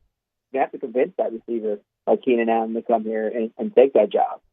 Do you feel like when they drafted Tyler Shook that at that moment the franchise went from searching for its next quarterback to, okay, now do everything you can possibly do to make sure Shook is developed properly as the quarterback? Like, was there a point where that shifted? Yeah, I think he's there. They drafted him to develop him. I mean, I don't think they were wasting a pick at number 40 to just make the pick. I think they drafted him thinking, hey, this is, I got told you that Mickey has given each one of their head coaches their quarterback. He gave Sean Drew, gave Dennis Derrick, and now he's given Kellen Tyler Shook. And this is the guy that he wanted, so he's going to have some time to develop him. I don't think they brought him in here to say, all right, you fail, we're drafting a quarterback next year. Yeah, they could. They certainly could if they had landed in the top 3 or 4. But I think they want to at least give him the opportunity to develop. I mean, we got some people who rave about him, NFL insider analysts, and you have some who don't rave about him. It's just so hard to tell. I mean, he looks the part. Hunt, if you look at him, he's 6'5", 220, 225. He certainly looks the part, and he's got the experience from college. 25 will be 26 in September. You would think that he's gonna grasp the game at some point this year, and you're like, okay, maybe they don't need to think about a future quarterback. Maybe he's in the building. Maybe we just need to put pieces around him the next couple off seasons. Yeah, that's the kind of the point I'm getting at is like how comfy a landing spot do you think this is for Shook, or do you think they got a long way to go in putting the pieces around him? Let's not kid ourselves. They got some time, they got some way to go. I'm not ready to say a long way to go because at least they put the offensive line for the most part around him. Got some weapons with the receivers, but they need to find a couple possession receivers. They got to give him some other threat. You got Alvin Kamara too. You got Devin Neal and maybe hopefully Kendre Miller. But you've got to give him some possession receivers. But it all comes down to one thing: time. It's going to take time on stats for him. It's just not going to happen overnight. It's not going to be like Jaden Daniels. Jaden Daniels was a one-off, and so was Joe Burrow. I mean, you could probably say Jaden more because I think Joe got hurt his rookie year. So it's tough, man. It's tough to do what Jaden did in his rookie year and expect that every rookie quarterback to have close to that type of production because it ain't going to happen. But sometimes there's a pot of gold there at the end where Joe did get hurt, and you think that's a bad deal. Well, that allowed them to have a bad record and draft Jamar Chase. So that ended up working out for them. Anything else that you're kind of looking at as far as OTAs? I know you're big on Devin Neal. Is there anything on defense that you're looking at? Look, it's good that we get a chance to look at him for the first time this week in rookie minicamp. But rookie minicamp is just so not much. It's not much you see. But I do want to see. I really want to see a lot of Quincy Riley, the cornerback. Yeah, he could play almost any position. He could play in the slot. He could play in the outside, and he was productive at Middle Tennessee State and at Louisville. So I think they drafted him to have an opportunity to be a starter. I mean, quite frankly, I'm being honest with you, that's how much they liked him. And I think that might have been the second best deal in the draft for them. I like him. I think that don't be surprised if you see him playing a lot more and starting this year on the outside, and you move Alante back on the inside, and you have Kool-Aid and Quincy playing on the outside this year. I think Alante really struggled last year. Maybe they just think, hey, keep you where you're good on the inside. But with Quincy, you can play him all over that secondary. And that's what I told you when we talked about the draft. These players are all about versatility, and I like his versatility a lot. I think more than 50 passes defended, close to 15 interceptions in his career. I like that. I mean, I think you need some guys who are playmakers on both sides of the ball, versatile. You get that with Quincy Riley. Can't wait to see how he develops throughout OTAs and the rest of mandatory minicamp and training camp. We'll talk to you about it next week. Thanks, Sheree. Anytime, Hunt. Sheree Aishak, WDSU down in New Orleans. Talk a little New Orleans Saints. They got rookie minicamp this week, and then they'll fire up OTAs coming up in a few days. So we'll be talking about it, and you can find all of our coverage at Hunt on Saints. And also, Ross Jackson, LouisianaSports.net. He's actually got a piece right now up at the homepage, LouisianaSports.net, that's what to watch for at Saints rookie minicamp. So we'll talk a little more Saints as we move forward in the week. Let's come back and close it out. Hunt Palmer Show. The Hunt Palmer Show. Genesis of Baton Rouge. GenesisofBatonRouge.com is the website. Every car that is on the lot is online at GenesisofBatonRouge.com. Every car that is on the lot is online at GenesisofBatonRouge.com. So you don't even have to go onto the lot to see what the inventory looks like. They've got every vehicle there from the entry level all the way up to the highest end. And when you decide what you're looking for and you decide what you want to get behind the wheel of for a test drive, you can do so. You can go to the dealership at Airline and Pico, get behind the wheel, highly recommend it. You can also have them come to you. They can come to your place of business. They can come to your home. One of their brand ambassadors will hop over into the passenger seat. You get behind the wheel. They'll show you the way. And when you get behind the wheel, you'll see the difference in driving a Genesis. Every new purchase comes with a 10-year, 100,000-mile warranty. Every single one comes with 3 years of complimentary valet maintenance. It's all part of being a Genesis driver. Go see him Airline at Pico or check him out online at GenesisofBatonRouge.com. GenesisofBatonRouge.com. You work hard every day to pursue a life you love. You put in the time, and it shows. You're forging ahead, chasing a dream, creating something better for the ones you love. You're building your own life. So why not build your own tractor? With John Deere tractors and attachments for almost any need, the Sunshine team can help you do just that. Check out our current promotions and learn more about what it means to be powered by sunshine at sunequip.com.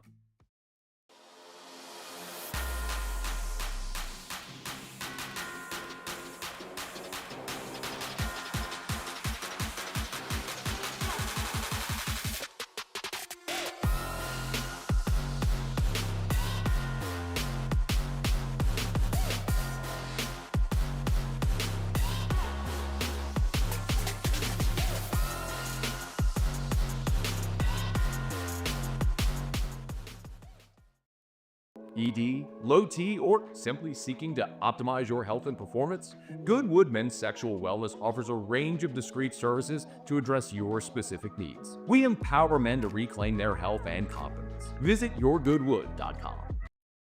Family owned and community driven. Service Chevrolet Cadillac, a legacy you can trust since 1972.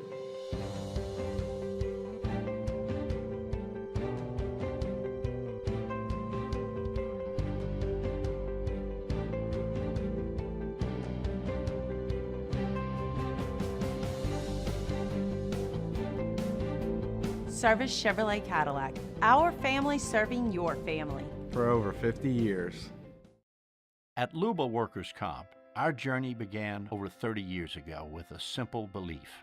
Our clients come first. At Luba, our business has always been focused on people, not policies. Through every success and challenge, we've continued to grow because we've stayed true to our values, committed to providing you with genuine dependability. Because your well-being is more than a priority.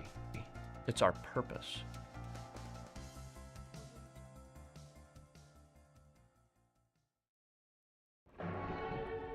These are the luckiest ice cubes in the world. They could have been a thankless bed for an all-you-can-eat salad bar. But instead, they've been called upon to cradle and cool a crisp, refreshing Dos Equis. Looks like the lucky just got luckier. Dos Equis. Gulf Coast Office Products is a nationally recognized Savin office equipment dealer based right here in Louisiana. Over 100 employees strong, Gulf Coast has the boots on the ground to support all. This is the Hunt Palmer Show on 104.5 ESPN, Baton Rouge.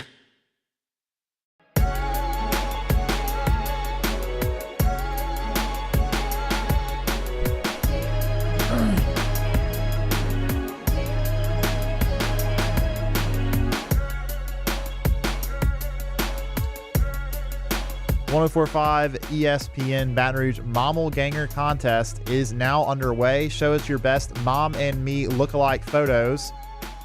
Voting ends today, May 6th, and we'll announce a winner tomorrow, May 7th. The picture with the most votes will win $1,500 in jewelry from Selassie Jewelry and Fine Gifts. Happy Mother's Day from 104.5 ESPN Baton Rouge. And also, the 104.5 ESPN Baton Rouge Spring Cha-Ching powered by Citizens Bank and Trust is back. Register today at 1045ESPN.com for your chance to win $5,000 in cash. It's Spring Cha-Ching from Citizens Bank and Trust and 104.5 ESPN Baton Rouge. The college football-based Twitter handle Sickos Committee, which is appropriately named. They're big into college football. They're putting out some alternate uniforms that are just impossible to look at. They've got one that's a Tennessee checkerboard, but it's tiny checkerboard, the entire thing. They've got an Alabama houndstooth head to toe. Not looking good, but thankfully not real either. So we don't have to worry about that. If you're missing, just jumping in the car, you're just off of work, missed the news of the day. LSU and Grambling canceled for tonight due to weather. Not postponed. They're not going to play it tomorrow, and they're not going to play it next week. LSU is just going to play 56 games in the regular season. Will not play Grambling. At the top of this hour, I kind of detailed why I didn't think that was the worst thing in the world. Grambling, not very good, and their RPI is atrocious, and LSU doesn't really need that on the old resume right now, so they will not play that game tonight at Alec Box Stadium, which means I don't have a story to write tonight, and I can watch the Cubs in peace. So that's what we're looking forward to doing this evening. What we're also looking forward to is playing Take It or Leave It. Take Take it or leave it. Take it or leave it. Today's hottest stories in sports, news, and sometimes even Hunt's life. The question is, will he take them or leave them? Alrighty, first one, Hunt. You know I will never pass up an opportunity to talk about Live Golf. Sounds terrible. If you're wondering who from Live will be playing in the PGA Championship. I was not. Well, there already are a handful of guys that are playing, which shouldn't come as any surprise. Bryson DeChambeau, of course, Tyrrell Hatton. Phil Mickelson, kind of a surprise, but not too bad. He's won plenty of times. He just won the PGA. Yeah, he won recently, so that's not surprising either. Patrick Reed, Cam Smith, Joaquin Neiman, all not surprised by that at all either. But the latest addition, Dustin Johnson, actually will be getting a exemption into the PGA Championship. So his Masters from 2020 didn't get him in. It's over. Yeah. He lost that exemption from winning the Masters. So now he's just going to be banking on the majors deciding to get a special invite for him. But DJ in the PGA Championship will miss the cut. Take it or leave it. Take it. Absolutely. He'll be on a boat somewhere Saturday morning for sure. That guy is completely checked out. Yeah, it is just pretty hilariously obvious that he does not care at all. Which is fine. I mean, there are some guys that I have less a problem with Liv. DJ is one of them. DJ knows that Liv is dumb. He knows that it has been the end of his golf career, and he's perfectly fine with that. He wants the cash. He wants the private jets. He wants to go sit on the boat with Paulina, and he'll play some golf when it's available to him. He's not going to practice, and that's what he's done. So that's fine. It's not great for professional golf because he was such a great player for so long, but he's not under any illusions that he's growing the game or doing anything stupid like the guys always say. DJ knows that he just took the cash and ran, and he's fine with that, but he probably shouldn't play in the PGA. Yeah, I agree. And look, would it be better, obviously, for golf if he hadn't really just given up and joined Liv? Probably so. But at this point, he's 40. He's further towards the end of his prime career, so to say. Anyway, so I'm not really going to be worried about. I'm not going to be really upset with Dustin Johnson not really caring about golf anymore. Next one here, the Florida Gators have signed head basketball coach Todd Golden to a 6-year, $40.5 million extension following the Gators' first national championship since, of course, 2007. Take it or leave it. I mean, I'll take it. The guy coached the national championship. That's a 6 years, a long time. That's a wild run of like 8 months or 9 months. Whenever that report came out of the stuff that went on campus, allegedly, and then there's an investigation. All the while, his team's really good. Then they win the Natty. And I mean, I got to think. I mean, and look, I'm not speaking to how true or false the accusations were. I have no way of knowing that. But just the report coming out, yes, that's a bad day for Todd Golden. It is. And then getting to the top of the mountain professionally, that's a really good day. And then getting a contract for that much money, very good day. To go from that bad all the way to that good, that's a wild range of emotions there in one basketball season for Todd Golden. It is, and I will have to assume that Florida did plenty of due diligence, not only when the reports came out, but also before deciding to sign to a 6-year extension. I would guess that there's not going to be anything else to be heard from that situation earlier in the season. Last one here, the Saints were ranked 28th out of 32 NFL teams by ESPN's post-draft power rankings. Take it or leave it. Probably take it. I'll take it. You don't have a quarterback, and your roster's pretty old, so that's okay. It's okay to be 28th. We're hitting the reset button here in South Louisiana for the black and gold. So that's okay. They just don't need to stay 28th very long. You just need to dig your way out of that bit by bit, and if Tyler Shook's the real deal, then you got yourself in business. If he's not, you're probably still close to 28th, and you probably got a better draft pick than you had this past year. So not surprising, not, I don't think, offensive in any way, not anything that should have the Black and Gold Nation going crazy, but still not a lot of fun to deal with the fact that you're one of the worst 5 teams. It is not.